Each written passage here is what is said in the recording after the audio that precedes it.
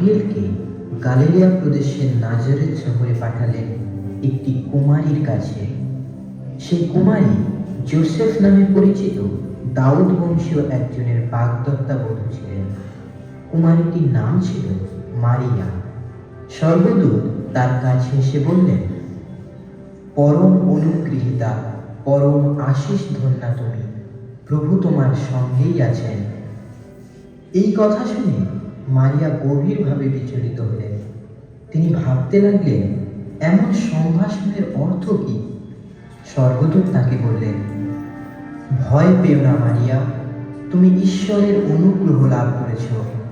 শোনো, গর্ভধারণ করে তুমি একটি পুত্রের জন্ম দেবে, তার নাম রাখবে যিশু। মারিয়া তখন দূতকে বললেন, তা কি করে হবে, আমি যে কুমারী? উত্তরে দূতটি বললেন, পবিত্র আত্মা এসে তোমার উপর অধিষ্ঠান করবেন, পরাৎপরের শক্তিতে আচ্ছাদিত হবে তুমি। তাই এই যার জন্ম হবে সেই পবিত্র জন ঈশ্বরের পুত্র বলেই পরিচিত হবে। আর দেখো, তোমার আত্মীয়া এলিজাবেথ, সেও তার বৃদ্ধ বয়সে একটি পুত্রকে গর্ভে ধারণ করেছে। লোকে যাকে বন্ধ্যা বলে ডাকত, তারই এখন 6 মাস চলছে, কারণ ঈশ্বরের অসাধ্য কিছুই নেই।